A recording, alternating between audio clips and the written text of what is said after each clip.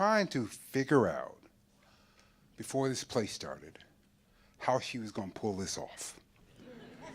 I had seen the YouTube video. I had read the New York Times review of the rep production in St. Louis and was trying to figure out how she was going to pull this off.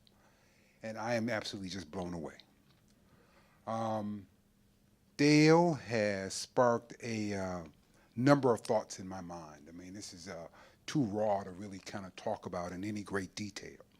So one of the things I thought I'd do was talk a little bit about how I got to where I am. And specifically about the Boys and Girls Clubs, because I have some of my club kids in here tonight. Young men who are sitting back there are kids that we work with on a daily basis. And part of the reason I took this job was because when my daughter was born, who's now 19 years old, her mother said to me, "You got to be a good man because your daughter's going to marry somebody just like you." And like any man, you start sticking your chest out like that's a big deal, right? But what she said to me was, she said, "You got to be comfortable with the idea that there is no man who is worthy of your daughter in your own mind, right? Because the pool is shallow. The pool is shallow." So part of what I do at the Boys and Girls Club every day, with a lot of help, is try and fill up the pool. Try and fill up the pool of people worthy of each other so that they become good partners, good mates. I don't care if it's male on male, female on male. I don't care about that part of it. That's not important to me.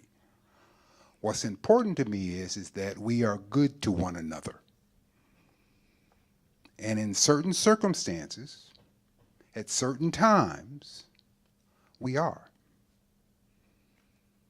But there's some times where we're not. And we all know we're not good to one another. Right? So what are we going to do about it? You know, a couple of my staff folks are here and they get sick of me asking them all the time, what are we going to do about it? I don't want to talk about it. What are we going to do about it? What are we going to do about those times when we're not good to one another? When Michael Brown is laying in the middle of the street, what horrified me most about that whole thing was the fact that Michael Brown laid in that street for hours. Hours.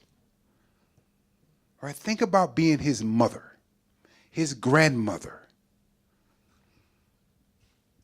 The crime had already happened. You know, the incident had already happened, and he laid in that street for hours.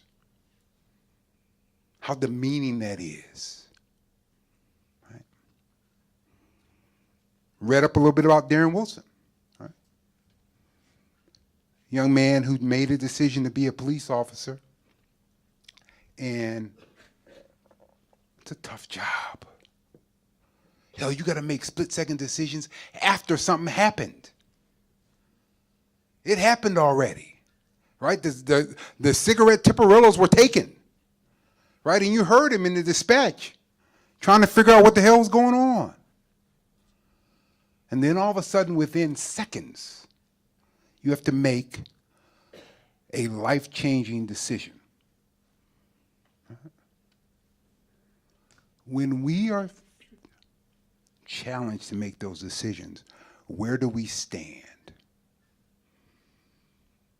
I think, as Dael points out, you need something to hold on to. I don't care whether you call it Buddha, Muhammad, I don't care.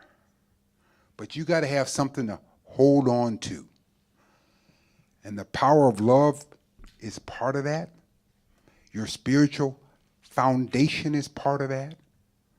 But you got to have something, whether you're 7 or you're 70.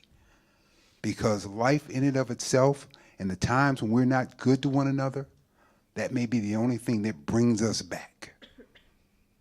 So I'm so glad you all are here tonight to begin a dialogue about getting better.